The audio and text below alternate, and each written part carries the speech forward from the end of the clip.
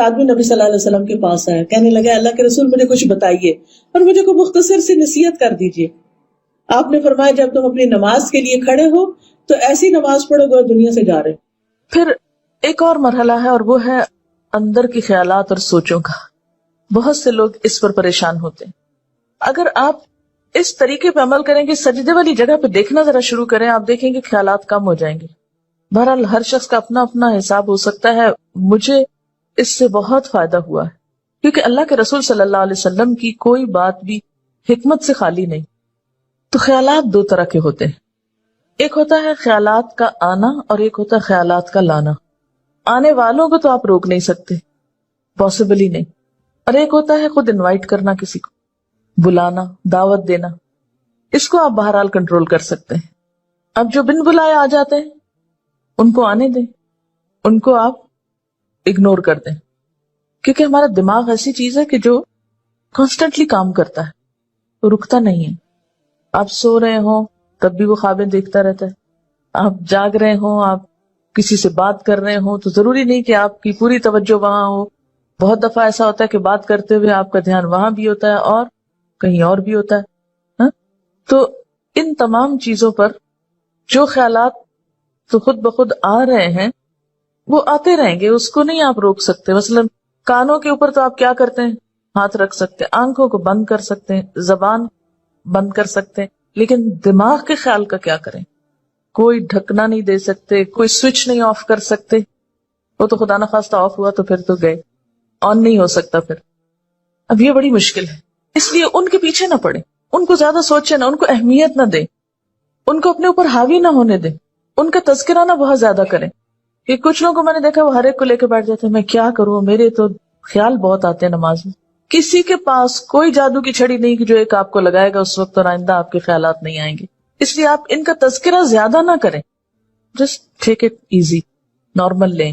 تو ہوتا ہی ہے تو آئیں گے, لیکن یہ نہ کریں کہ کوئی ایک خیال آ گیا ہے تو پھر اس کے آگے اور سوچیں. مثلاً اپنے کاموں کی پلاننگ وہاں کھڑے ہو کے شروع کر دیں. اور فرض نمازوں میں ایسا نہیں ہو سکتا, ایسا نہیں کیا جا سکتا.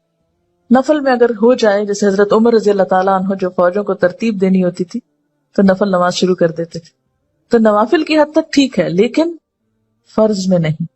پھر آپ دیکھیے کہ اگر آپ بدل بدل کے صورتیں پڑھیں گے, قرآن پاک کا کچھ حصہ ساتھ ساتھ یاد کرتے رہیں گے, تو آپ دیکھیں گے کہ اس سے بھی فرق پڑتا ہے. چینج سے یکسوئی آتی ہے. مثلاً ایک جگہ آپ کھڑے ہیں یا ایک جگہ آپ کام کر رہے ہیں تو بعض اوقات آپ کام نہیں کر پاتے اور بار بار آپ کو خیالات تنگ کرتے ہیں. اپنی پڑھائی کے دوران بھی آپ نے دیکھا ہوگا, آپ تھوڑی سی پوزیشن چینج کر لیتے ہیں, جگہ بدل لیتے ہیں, اٹھ کے جا کے پانی پی کے آ جاتے ہیں, یہ کچھ تو اس سے پھر فرق پڑ جاتا ہے. اسی طرح اگر آپ تلاوت یعنی قرآن پاک کا وہ حصہ جو نماز میں پڑھ رہے ہیں اگر آپ اس کو تبدیل کرتے رہیں تو فائدہ ہوگا. اس کے لیے طریقہ کیا ہو, کیونکہ آپ نے دیکھا ہوگا کچھ قرآن پاک آپ نے یاد کیا پھر وہ آپ کو بھولنے لگا. کوئی صورت اگر کچھ دن تک نہیں پڑھی, اگلے دن نماز میں پڑھنے کھڑے ہوئے وہ اٹکنا شروع ہو گیا, آپ نے تنگ آ کے چھوڑ دی. ایسی چیزیں بہت نیچرل ہوتی ہیں. اس کا علاج کیا ہے, ایک پاکٹ سائز کا چھوٹا سا قرآن پاک کا نسخہ جو ہے وہ نماز کے وقت میں قریب رکھ لیں. میں نے ایک باسکٹ سی بنائی ہوئی, تو آپ کیا کریں, دعاؤں کے کارڈز, تسبیح اور جو قرآن پاک کا نسخہ, اگر آپ چشمہ لگا کے پڑھتے ہیں تو چشمہ, یہ ساری ضروری چیزیں جو ہیں اس کے اندر موجود ہوں. وہ آپ اپنے بیڈ روم میں, اپنے وارڈ روم میں کہیں ایک جگہ پر اس کو رکھ لیں. جو ہی نماز پڑھنے لگے جائے نماز بچھائی اور اٹھا کے وہ ٹوکری پاس رکھ لی. اچھا سنت پڑھ لی آپ نے, اب آپ نے ارادہ کیا کہ میں آج فلاں سورت پڑھوں گی اور آپ کو بھولی ہوئی ہے یا آپ سمجھتے ہیں کہ آپ کو یاد دہانی کی ضرورت ہے. کئی کئی جگہ ہوتے ہیں نا وہ شبے پڑ جاتے ہیں, تو آپ کیا کریں, شروع کرنے سے پہلے 1 سیکنڈ کے لیے ان جگہوں پر دیکھ لیں, اس کو پھر رکھ لیں, پھر آپ نماز پڑھیں. آپ انشاءاللہ وہ سورت بہتر طور پر پڑھ پائیں گے. جب آپ پڑھیں گے تو آپ دیکھیں گے کہ آپ کی واقعی نماز میں خوشی پیدا ہوگی, کیونکہ کچھ عملی تدابیر بھی ہوتی ہیں کہ یکسوئی والی جگہ ہو لیکن ساتھ ایسی چیزیں موجود ہوں.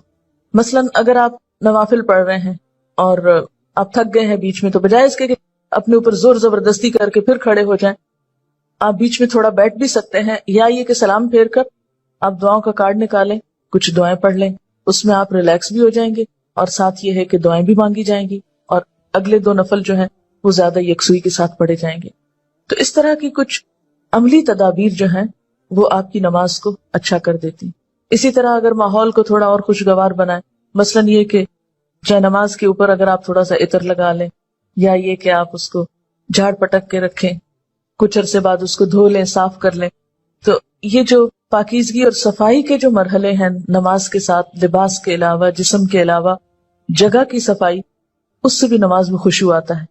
کیونکہ اگر آپ ایسی جگہ پہ نماز پڑھیں جو اسمیلی ہے، یا جہاں گھٹن ہے، یا جہاں کوئی آکسیجن نہیں ہے، تو اس سے بھی کیا ہوگا کہ آپ کو ایک دم جمائیاں آنے لگیں گی، آپ کو نیند آنے لگے گی، آپ کے اندر ایک بیزاری کی کیفیت ہوگی. تو کن چیزوں سے پھر بچنا ہے؟ مثلاً نمبر 1 ہلنا نہیں، نمبر 2 مختلف سمتوں میں جھکنا نہیں. کیسے؟ یعنی یہ نہیں کہ کبھی دائیں ٹانگ پہ کھڑے ہو جائیں، کبھی بائیں ٹانگ پہ کھڑے ہو جائیں، یہ نہیں کرنا.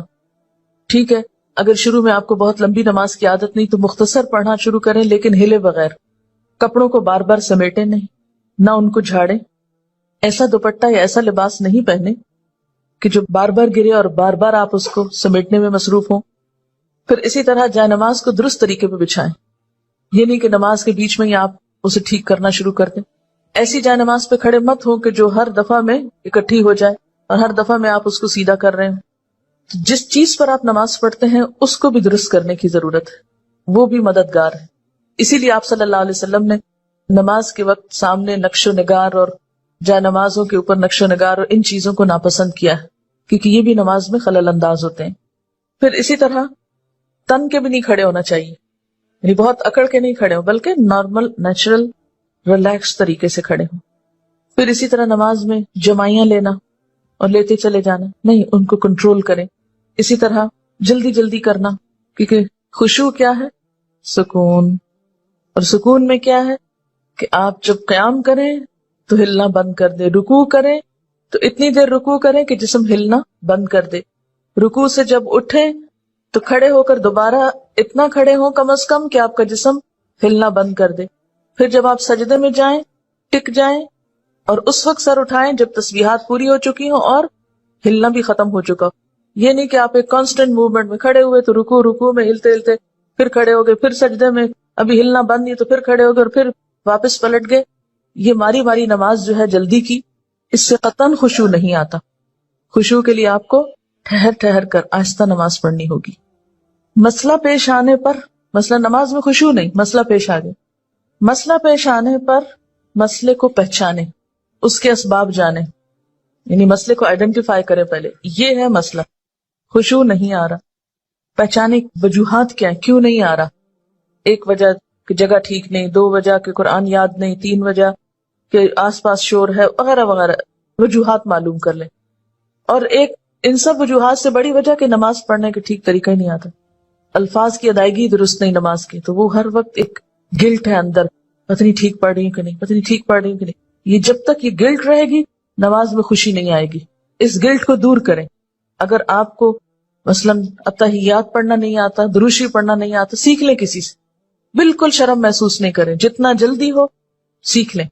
کیونکہ اگر درست علم ہوگا تو آپ دیکھیں گے کہ اس سے بھی آپ کو سکون آ جائے گا. سارے مسائل کی وجوہات جانیں اور پھر ایک ایک کر کے وجہ کو دور کرنے کی کوشش کریں. اگر آپ سمجھتے ہیں کہ وجہ دور آپ سے خود نہیں ہو رہی تو کسی سے مشورہ کر لیں. اس مسئلے کا حل کیا ہو سکتا ہے، لیکن مسئلے کو سب سے پہلے آپ خود پہچانیں. کبھی یہ نہ کہا کریں بار بار مجھے نہیں پتا کہ یہ کیوں ہے.